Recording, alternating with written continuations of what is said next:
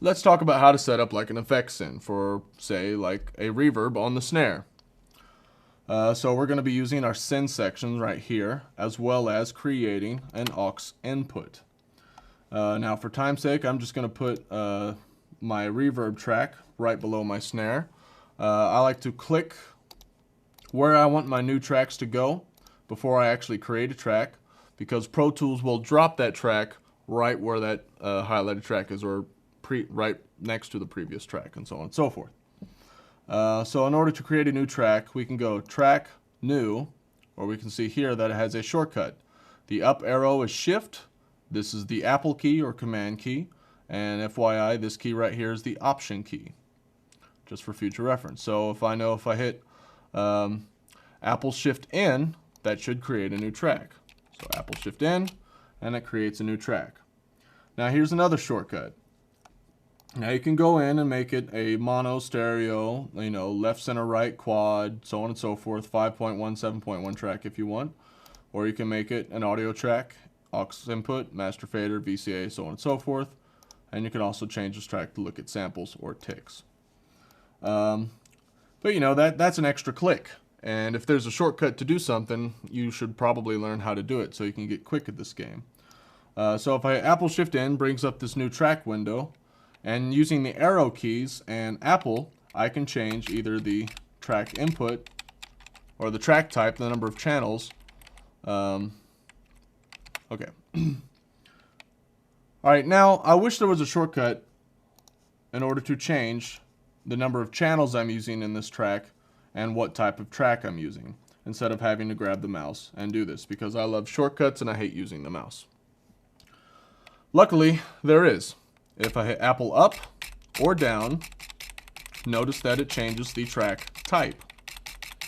Now if I hit Apple left and right, it changes the number of tracks. So say for example I'm starting a session from scratch and I want to do, a bunch of different types of tracks. I just create Apple shift N, new track, and that is my stereo aux input.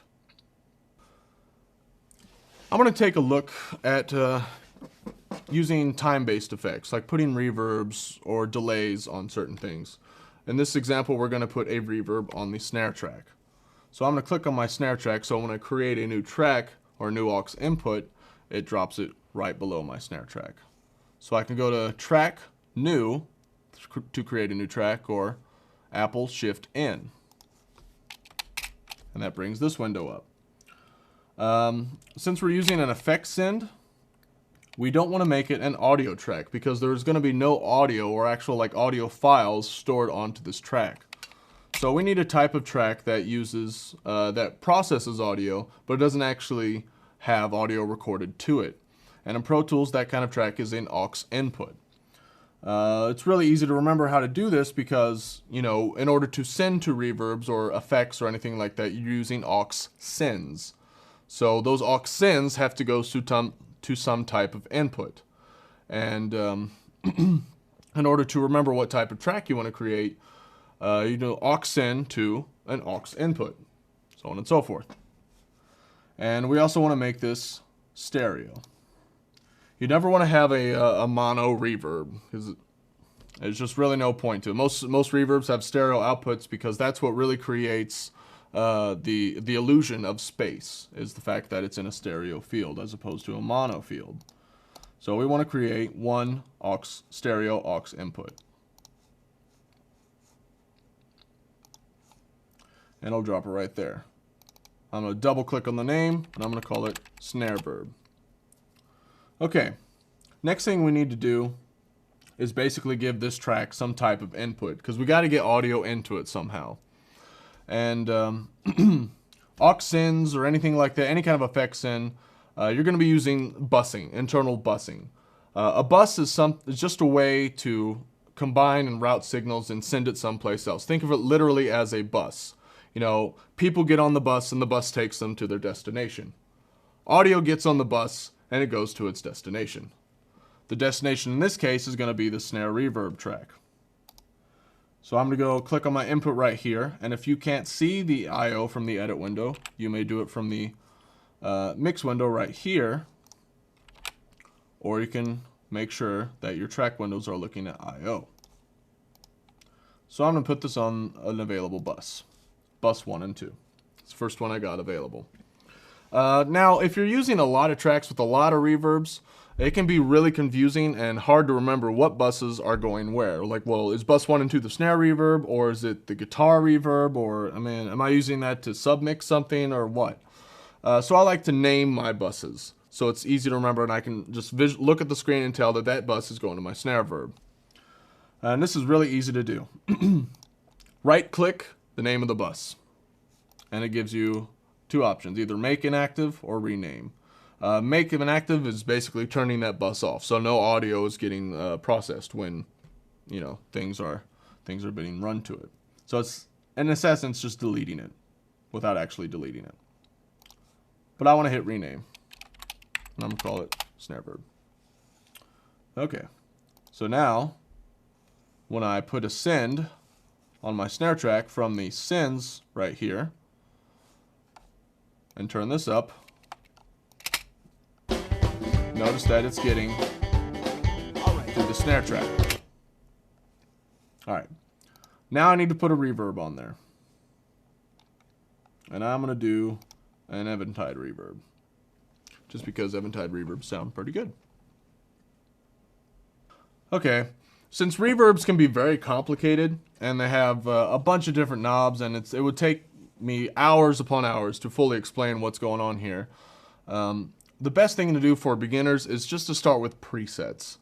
You know, because, you know, most reverb stuff, the manufacturers have already put together hundreds of presets to get sounds quickly, and they sound pretty decent.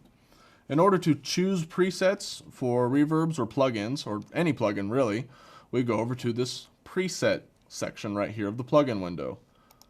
And notice that we can hit factory default. It resets everything back to normal, just comes straight up when you open it.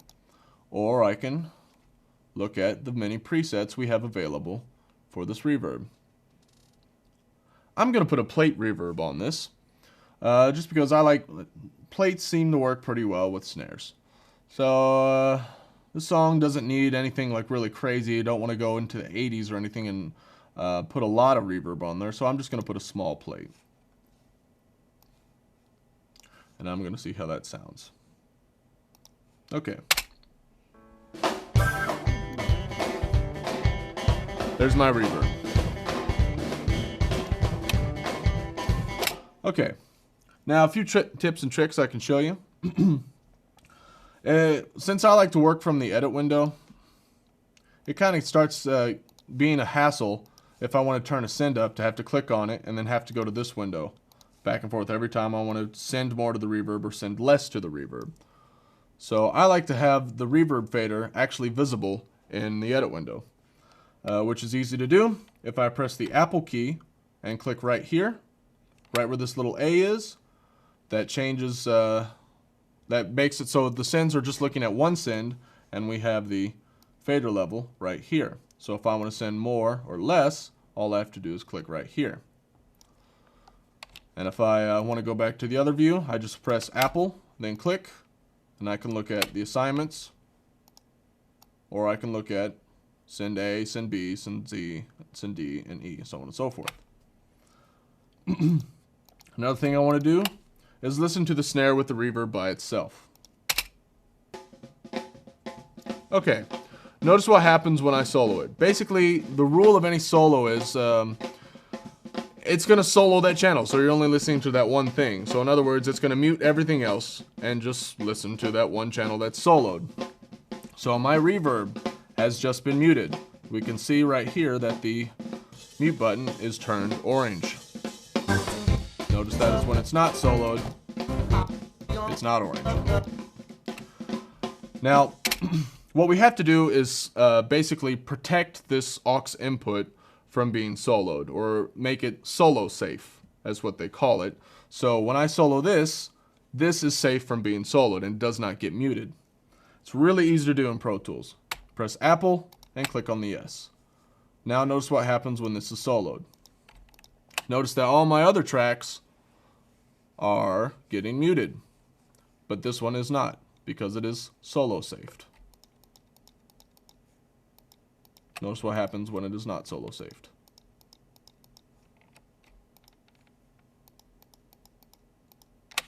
So now when I'm listening to the snare, there's my snare reverb.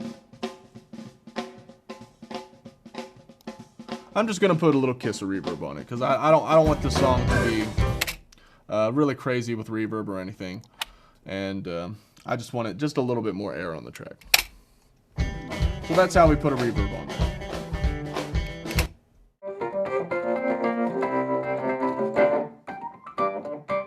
So when you're mixing, you're going to be doing a lot of different things. You're going to be messing with faders, pans, sends, effects, pocketing, tuning, things like that.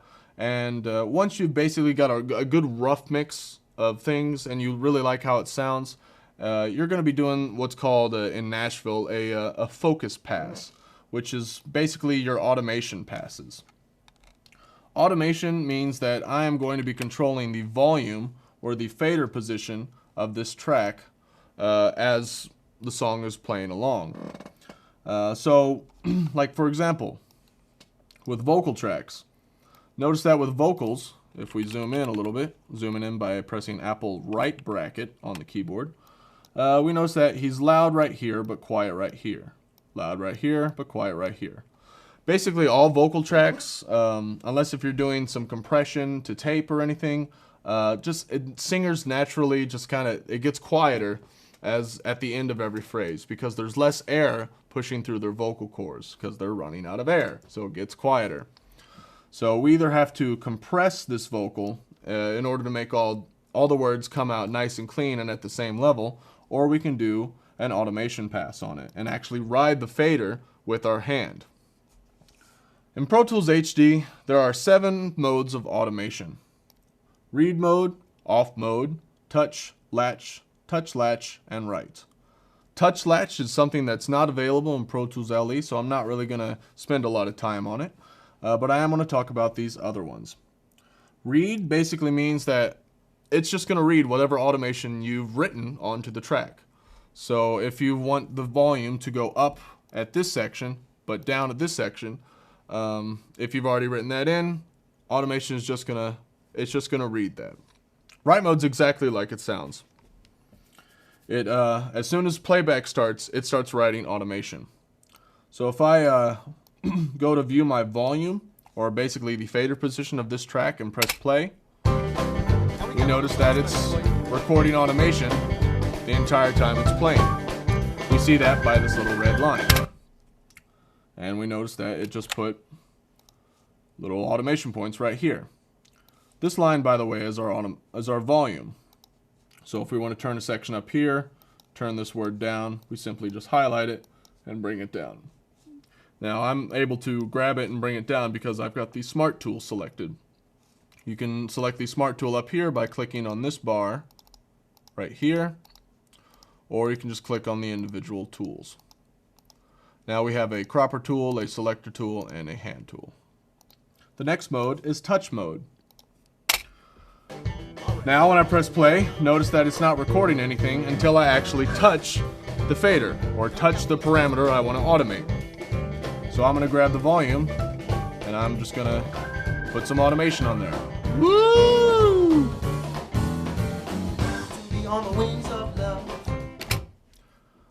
And it's only going to work for as long as I touch the fader.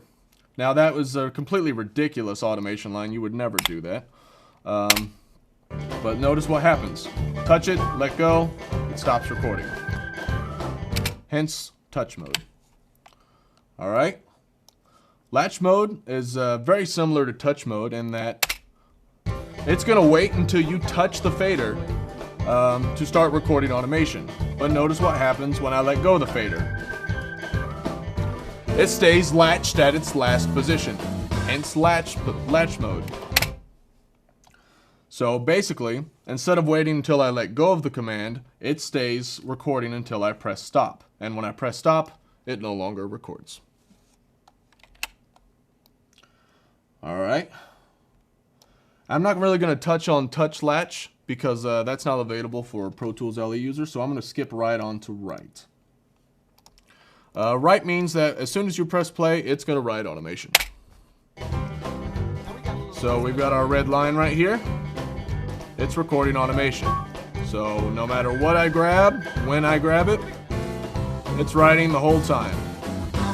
And the position's going to stay wherever I last leave it. And it's not going to stop writing automation until I press stop. Alright, so I can do automation by actually grabbing the fader, grabbing the pan, or grabbing the actual parameter I want. But in Pro Tools, in the edit window, we actually have volume lines that we can actually pencil in automation. So we can draw in when we want it to go up and when we want it to go down. We can basically choose what we want to look at. Say if I want to do a volume automation, I click on my edit window, I go click in this corner over here, right where it says waveform underneath the track name, and I select volume. Notice my tracks view switches here, and now I'm looking at a black line. Now this has the automation I wrote on the last pass, so I'm going to delete that. This line right here is our overall volume for this track. So if I want to pencil something in, like say for example, I'm going to zoom in to this phrase right here and grab this quiet section. In order to pencil it in, I can either do a bunch of different things. One way is just to highlight it, and using the Smart tool, which is selected right here, I highlight what I want, go to the top of the track, notice the cursor changes to the Cropper tool, and then I just bring that up. Now one thing I will do, notice the Smart tool is engaging, it's switching to the Grabber tool right here, is I'm going to put a little soft fade in and fade out for that automation move. Listen to the words I say. Now with no automation. Listen to the words I say. Listen to the words I say. Listen to the words I say. Alright. Another way we can do automation is simply by taking the hand tool and just putting in automation points. So we can grab and move things up and down should we choose fit. You can also get there by turning on your Smart tool and pressing Apple. Notice when I press Apple it switches to the hand tool, so I can put in automation points whenever I want. Now if I want to delete automation points, I press Option. Notice when I press Option, a little minus sign shows up. Apple, plus sign. Add more.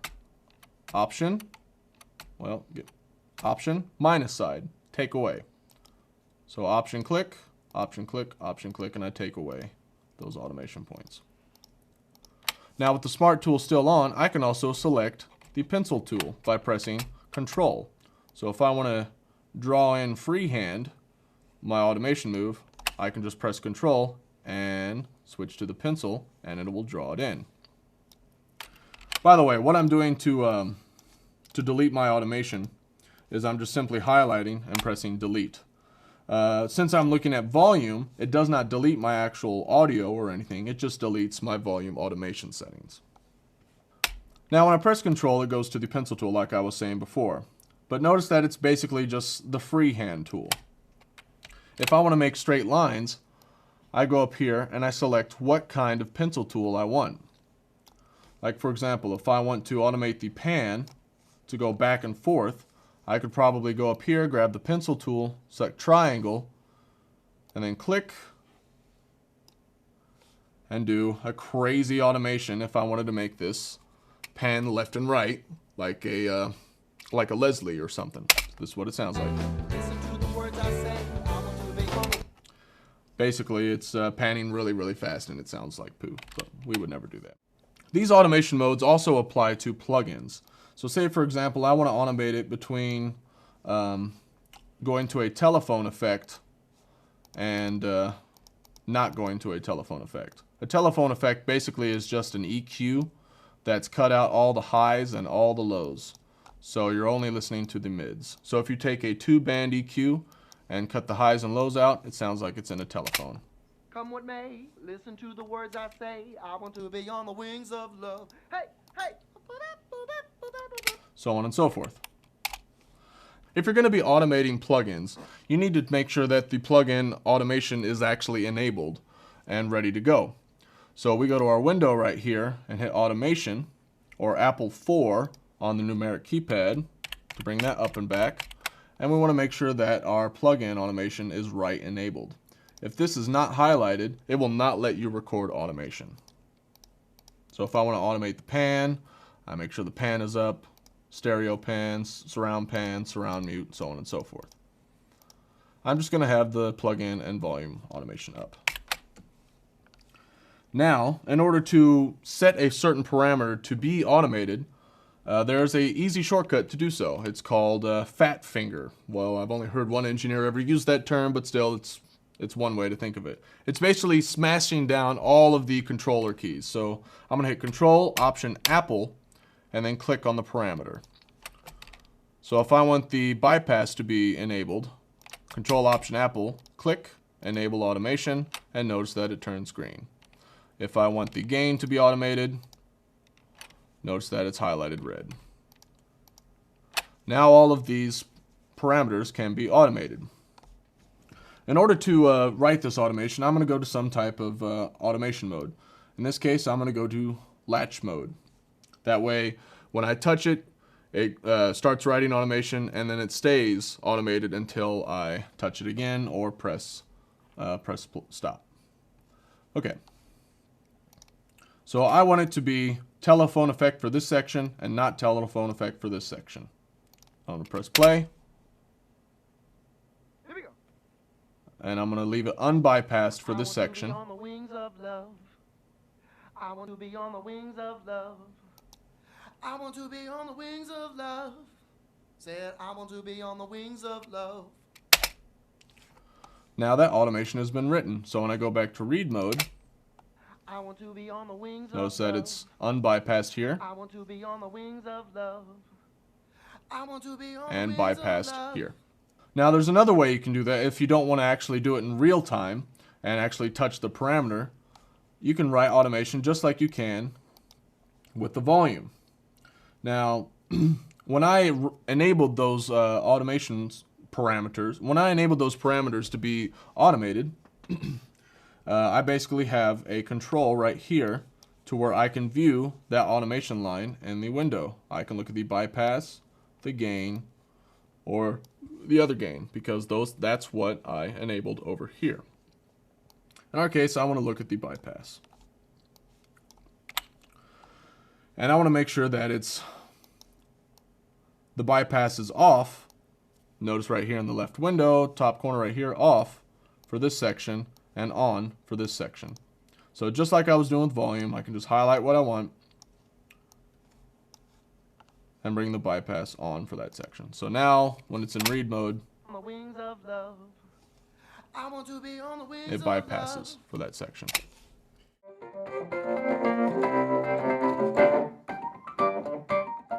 Let's talk about drum editing. Toms normally have a lot of ring to them and bleed when they're not being played, just because that's just the nature of the instrument, and the mics that are surrounded by cymbals, and drums are really loud, so that tends to bleed into those mics. Typically we'll put some type of dynamic processor or gate expander to kind of quiet the toms when they're not being played and open them up when they are being played. But nowadays in Pro Tools we can actually trim our toms so we don't even have that bleed. It's not even something to worry about. Now you got to kind of be careful how far you go into doing this, because you don't want to do this on like a jazz record. You only want to do this on like things that need to be tight and popping, you know, like rock and pop and things of that nature. So let's talk about how to clean up some toms. As we can see, looking along this drum track, you know, he doesn't really hit the tom that often. He probably only hits the toms like that's probably a tom hit. There's a couple tom hits, and here are some tom hits there at the end. All this other stuff is bleed that we don't necessarily need. So that's just filling up our track, and it's just making our track really muddy. So we need to clean that up. So I need to be able to edit that individual tom track. So I've got my tracks grouped, so I'm going to deactivate my groups by hitting Apple Shift G. Now I can just edit this one tom track as opposed to my entire drums. I also want to make this track a little bit easier to look at, because right now it's really hard to see what toms are going where and so on and so forth. So here are some pretty cool shortcuts that will really help you get faster at editing toms. I'm going to turn on keyboard focus right up here. So that way I don't have to use Apple or Control. I can just use the actual letter to do the command I want to do. To move up and down in the edit window, with command keyboard focus on, you press P to go up and semicolon to go down. And in order to select multiple tracks, add shift to that and you can highlight more than one thing. So I'm going to click on my tom track 1 and hit shift semicolon and select both my tom tracks. Now I can resize this window without actually having to go over here and change the track size. Since I've got both of these tracks selected, if I hit Control up and Control down, I can make this track bigger or smaller. So I'm going to make it a little bit bigger, and I'm going to scroll into view. I'm also going to zoom in a little bit. Zooming in, of course, by hitting Apple right bracket or Apple left bracket to zoom out. Another thing I'm going to do is turn on tab to transients mode. Now this is starting to get a little bit advanced, but nonetheless, it's all good to learn right now. Tab to transient mode basically means that whenever I press the tab key, it's going to tab to the next available transient. So for example, I'm pressing tab and we notice that it's going to each transient or peak. This is pretty useful, because now with tab to transient mode on, I can basically go to the beginning of every single one of my tom hits. FYI also, if you want to go back to a previous tom hit, you can hit Option tab and go to the left as opposed to going to the right. Alright, I'm going to change gears a little bit right now, and I'm going to go over here to my nudge value, and I'm going to set this to samples. Or no, I'm going to go milliseconds. I'm going to set it to minutes and seconds and set it to 1 millisecond. See why I did that just now. Alright, so I know that this is a tom hit. There it was. Right there. There's my tom hit. So I'm going to use tab to transient mode, and I'm going to go to the beginning of that tom hit. Now, in keyboard focus, I have some nudge shortcuts that I like to use, and this will really make sense here in a minute. And these are all on the QWERTY or regular keyboard. And the commands are M, comma, period, and question mark. They're also denoted by these little arrows that point this way or this way. Sorry, I have no other way of explaining that. So there you go.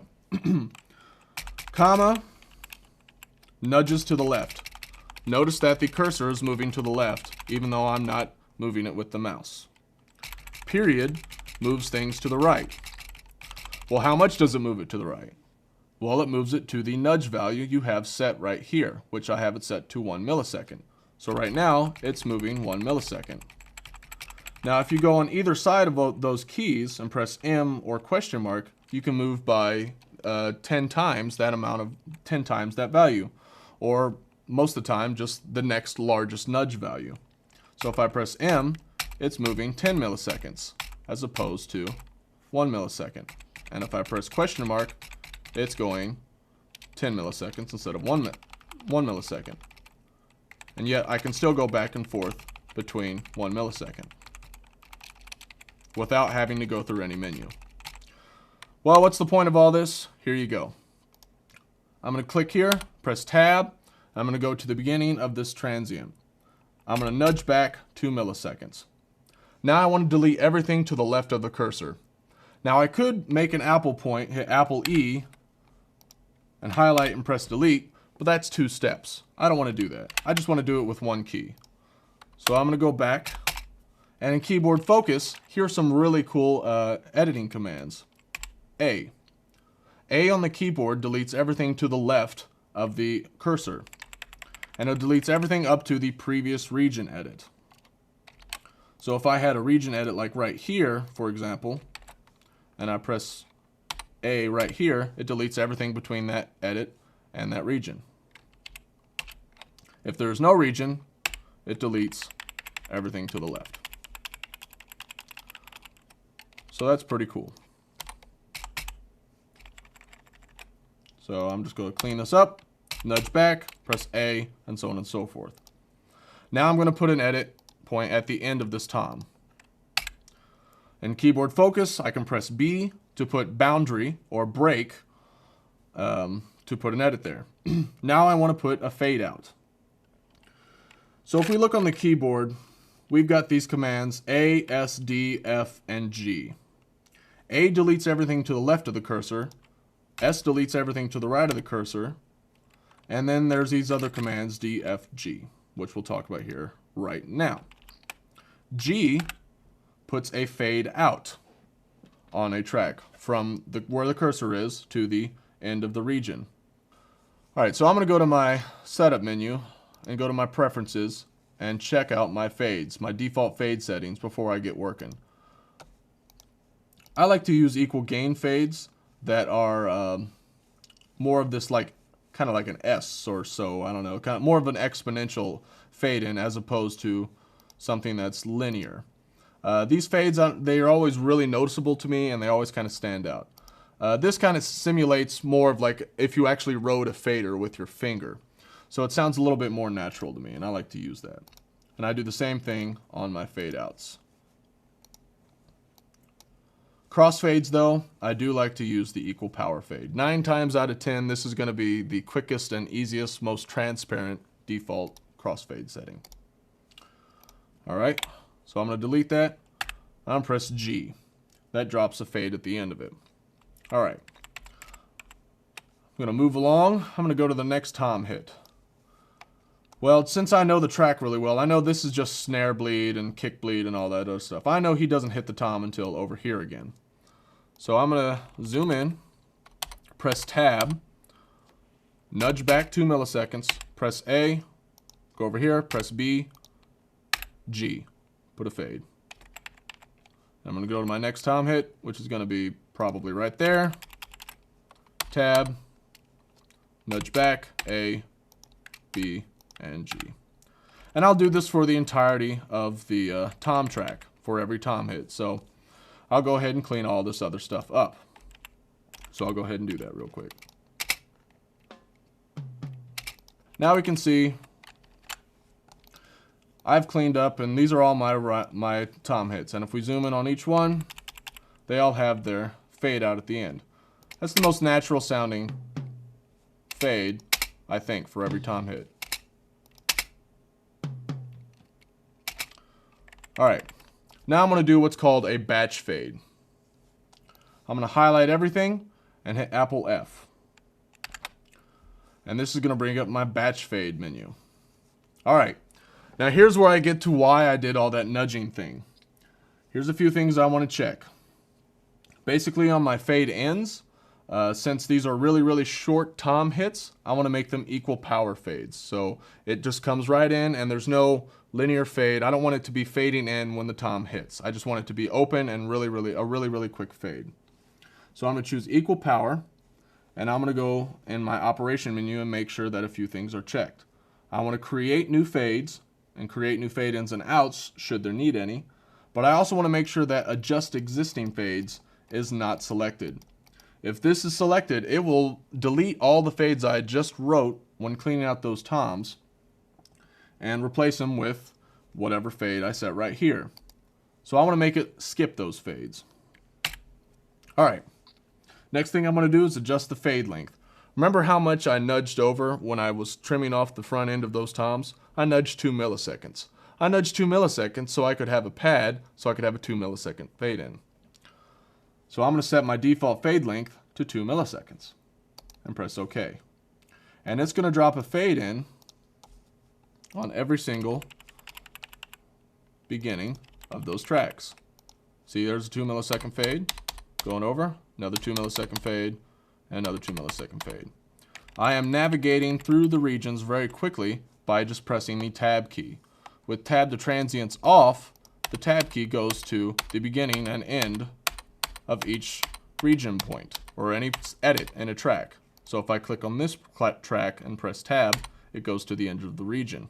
If I want to go to the beginning, I press Option tab.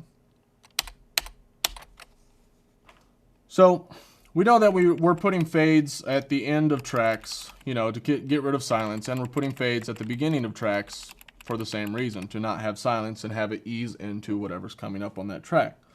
But we also might have crossfades when we're punching or trying to put two regions on top of each other. So here's an example of when you might use a crossfade. This is basically when I punched in on this particular vocal line. Now, I haven't really edited this punch or anything. This was literally what I punched at the time. So if we listen to that piece of audio, Of all the old frustration, singing when I am phased.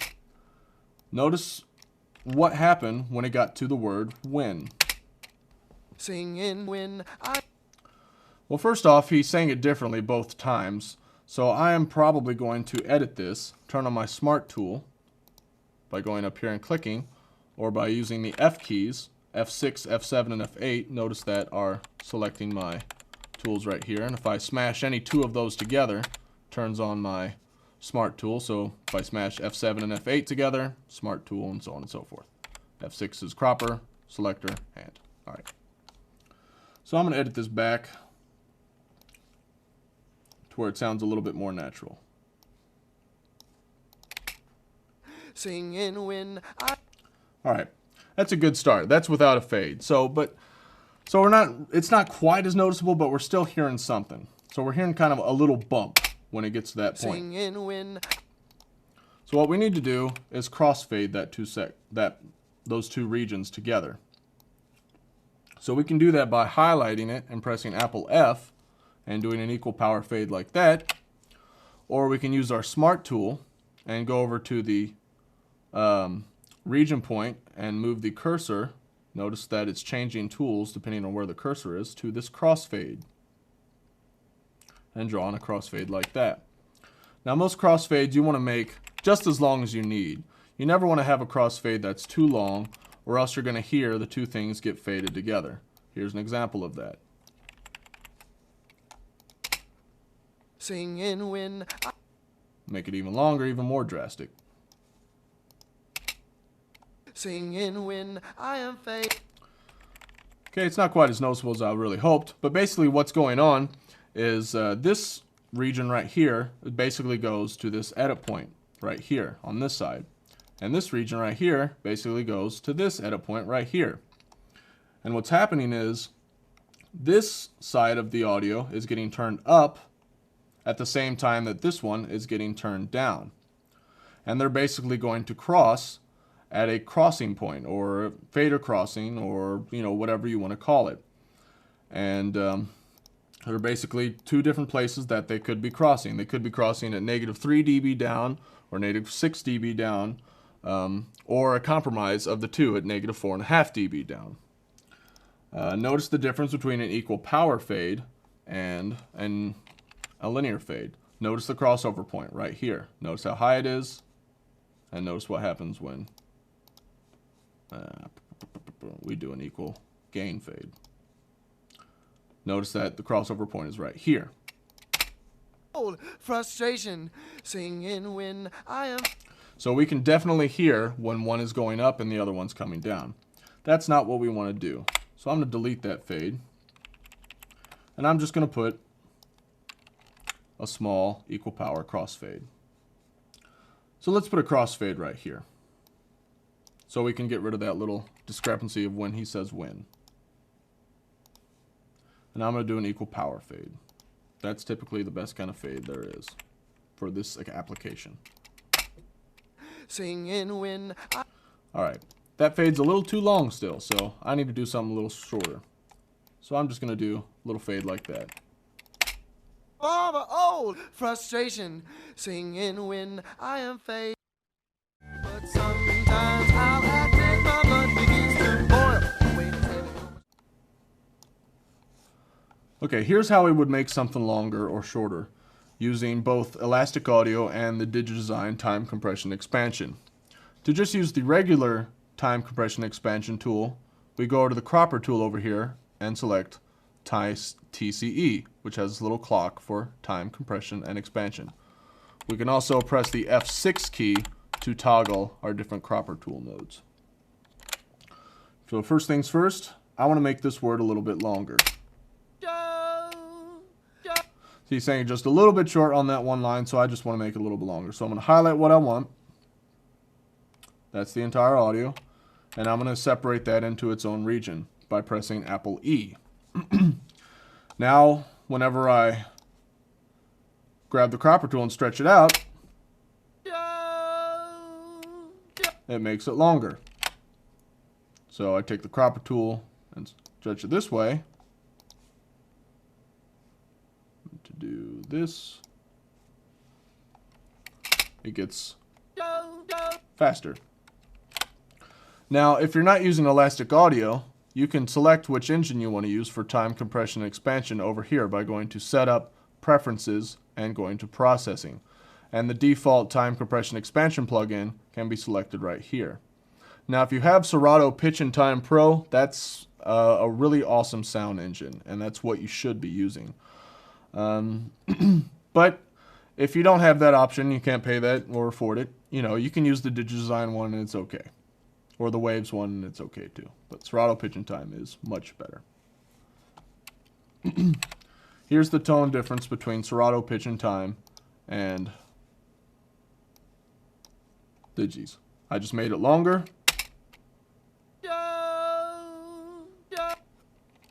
That's using Serato Pitch and Time. Here it is one more time.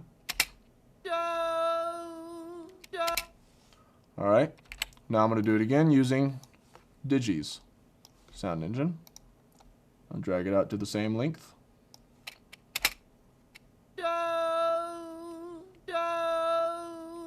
Obviously putting a lot more artifacts in there, so we don't want to do that. So if you have Serato Pitch and Time, that's what you want to use. But if you don't have Serato Pitch and Time and you have Pro Tools 8, you can use Elastic Audio. So we have these different modes right here: polyphonic, rhythmic, monophonic, and varispeed. Polyphonic is basically going to be your generic mode for using on any instrument that has more than one type of tone to it, like a guitar, piano, anything like that. Rhythmic is you're going to be using for your drums and anything percussive. Monophonic is best on bass or vocals or anything that's just, a monophonic sound source. And varispeed is going to be the engine you use to get tape-like sound effects, when you would slow down tape or speed up tape. We're going to use monophonic for this engine. So now, instead of using Digi's time-based effect, we've turned on the Elastic Audio engine. So when I stretch this out, it's using Elastic Audio, which doesn't really sound that good. So I'm going to try polyphonic. And here's the difference between each engine.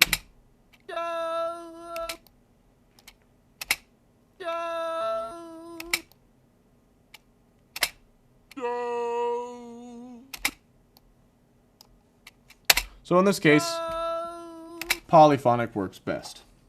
Sometimes monophonic doesn't always work on vocals, but it's always good to start there. Maybe feeling claustrophobic. I gotta practice. So now we've kind of spent some time on this track. We've got it mixed to where we like it. Let's go ahead and bounce down a rough mix of what we got, so we can go take it to our car or a different stereo, just a different environment to listen to it, so we can check our mix. And here's what we're going to do. Simple way to bounce things down. Just highlight what you need from beginning to end. If I knew the song started right here, I highlight that portion. And if I knew it ended right here, I highlight this portion. And I go to File, Bounce to Disk. Notice that there's a shortcut right here. It is Option Apple B. So either I can do it this way to bring this menu up, or I can highlight what I need and hit Apple Option B. So when we're bouncing down to this, sometimes it can be a pain to actually go in and highlight, the very beginning of a track or the very end of a track. We might have, to really look at something. It might take us a few minutes. Here's something I do to save some time at the end. I basically find the beginning of the song. Let's say it's right here with this guitar part. is actually not. It's actually the piano. So the beginning of the song is right there on that one chord. All right. So I'm going to go give a little bit of air and put a marker. All right. I find this beginning of the song and I put a marker by pressing Enter on the numeric keypad. I'm going to call this marker top. Remember the marker number. This is marker 1, and it's called the top. And I'm going to go to the end of the song. What you know about that? And put another marker. And I'm going to call it end. Notice that it's marker 2. Now, in Pro Tools, there's a quick and easy way to jump to a certain marker. Remember those marker numbers we were looking at. Now, if you can't remember those marker numbers, we can get there by looking at our memory locations or marker numbers window. So we can bring that up right here, and we know that the top is at marker 1 and the end is at marker 2. Now, Pro Tools lets us jump to those markers by remembering those marker numbers. If we press period on the numeric keypad, we've told Pro Tools that we're ready to type in a marker number. So I press 1. Now, in order to tell Pro Tools I'm done typing in a marker number, I press period again. Notice what happens. Period 1 period. It jumps to the top of the song. Period 2 period. It jumps to the end of the song. So I can go ahead and assume that if I press period 1 period, jump to the top, hold shift, period 2 period, I've highlighted the whole song, and I didn't even have to grab the mouse.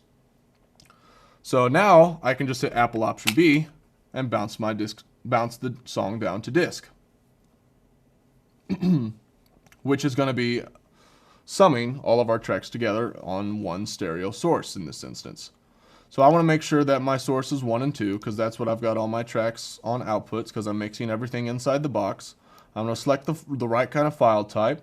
Almost always it's going to be WAV, but you know, you can select other things too, like MP3 or QuickTime Movie or anything like that.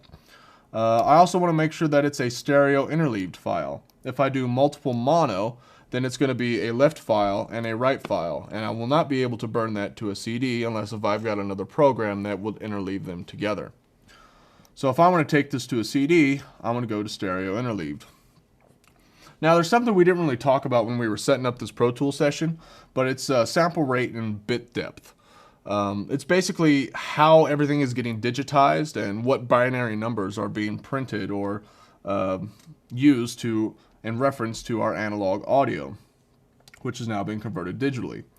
All CDs are 44.1 kilohertz and 16-bit, and you have to be able to bounce down to that format. So I'm going to have to bounce from 24 to 16 bits. Now I'm losing 8 bits in doing that. It's called bit truncation. It's basically just going to chop off those 8 bits, and we might hear some artifacts from doing that. Now for loud rock and roll and stuff, probably not so much the case, but if we are doing classical music and we are listening to something that's really quiet, has a lot of dynamic range, a lot of reverb tails, if we bounce down to 16-bit from 24-bit, we might hear some artifacts unless if we do something, and that something is called dither. Now there are a couple ways to put dither on a track. Now if you're mixing entirely in the box and you're only using outputs 1 and 2, you're going to need a master fader track to begin with, so you can have an overall fader control for your entire mix, and that's going to be set at some certain volume. So I just created a master fader, and now I need to put a dither plugin on that master fader because I know I'm going from 24-bit to 16-bit, and I don't want to chop off those last 8 bits. So we put a dither plugin there. I'm going to use power dither because it's a pretty good dither engine. So it goes down to 16 bits.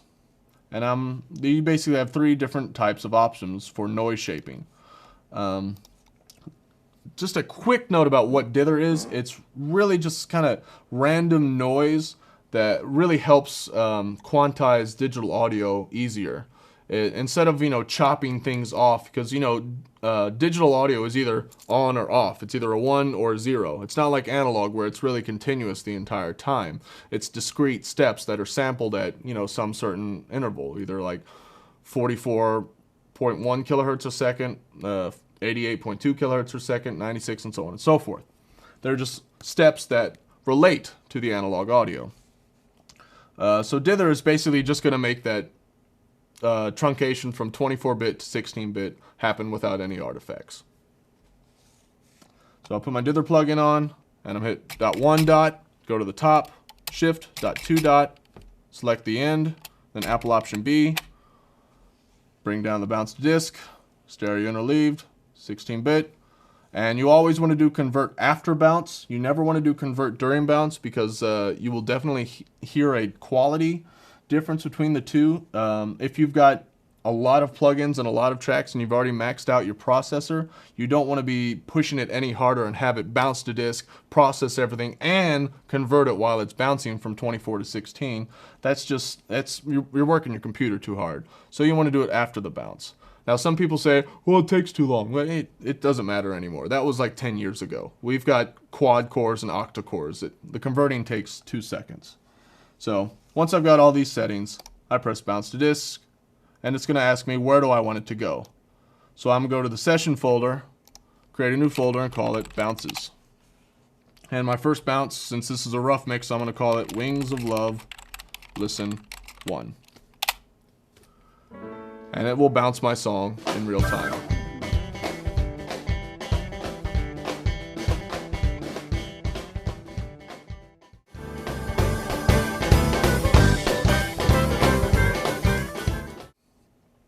So, if we're going to CD, we know we want to go to 44.1 16-bit because that's the medium CDs are.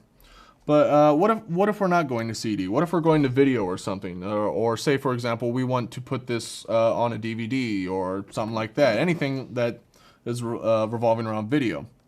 Then we want to create a 48 kilohertz bounce because that will make the audio file sync with whatever video that is recorded.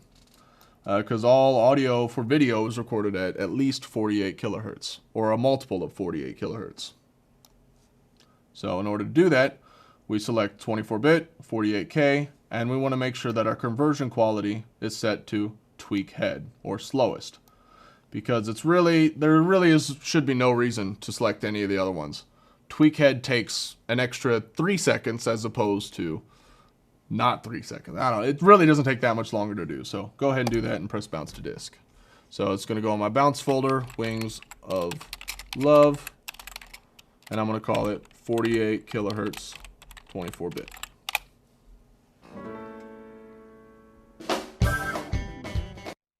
Alright, thanks for watching our little Pro Tools video. It's kind of a crash course in what this program is capable of doing, and I hope it's helped you get more familiar with it. You know, we've just barely scratched the surface of what it can do, so this is about 1% of what's out there. So if you really want to learn more, I highly suggest looking up the Pro Tools reference guide, which is available in the help window or the help menu on Pro Tools, and you can download it from Digi's website, and it's a pretty good read, so it'll really help you and illuminate a lot of things. So be sure to check that out if you want to learn more. Other than that, check out the other videos that are on Artist House.